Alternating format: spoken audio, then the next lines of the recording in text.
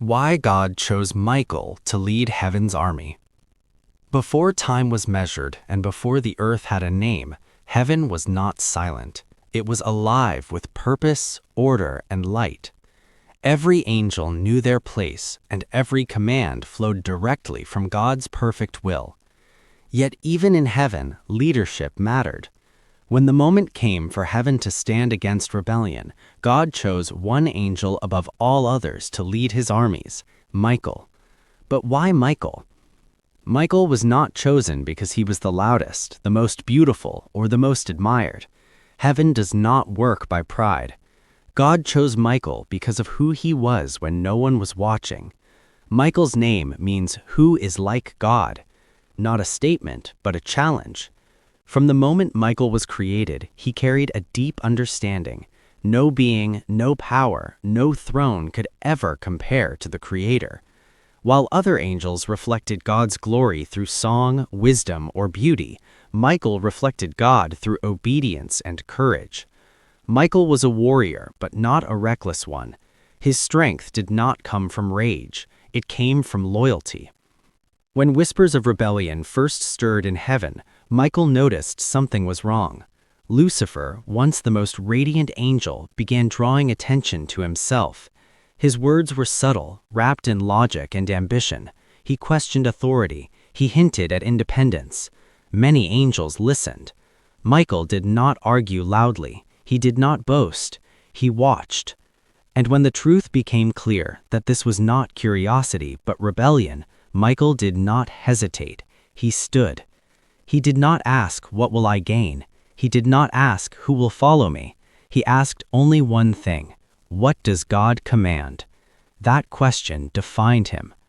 When rebellion finally broke into open defiance, heaven was shaken.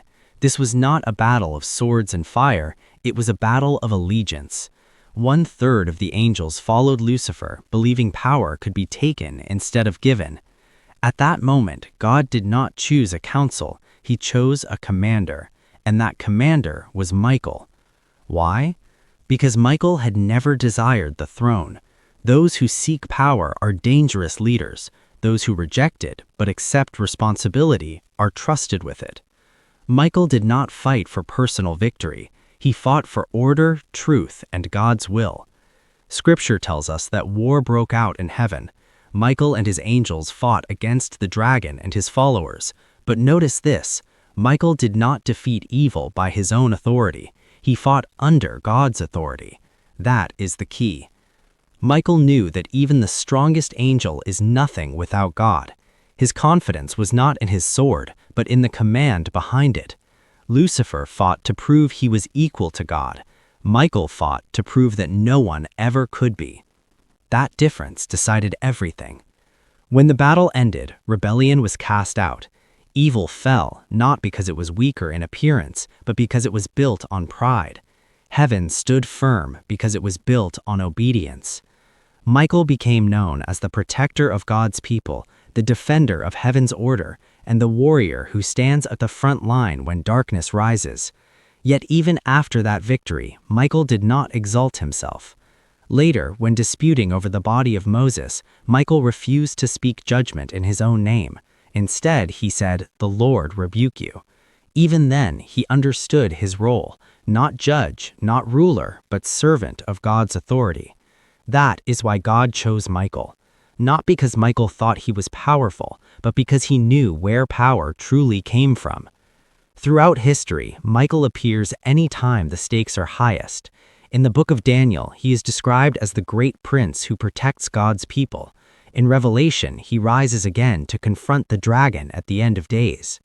Michael does not seek the spotlight. He appears only when necessary. That is the mark of true leadership in heaven. God did not choose Michael because he was fearless. He chose him because he was faithful. Fearless leaders may fall. Faithful leaders stand forever. Michael teaches us something profound. The greatest battles are not won by ego, but by obedience. Not by ambition, but by surrender to God's will. Even today, Michael's role reminds believers that spiritual battles are real, but they are not fought alone. Heaven has order, Heaven has leadership, and heaven stands ready when God commands. Michael leads not with pride, but with purpose, not with rebellion, but with reverence. And that is why when heaven needed a general, God did not choose the brightest angel. He chose the one who would never forget the question that defined him. Who is like God? The answer echoes through heaven and earth alike. No one.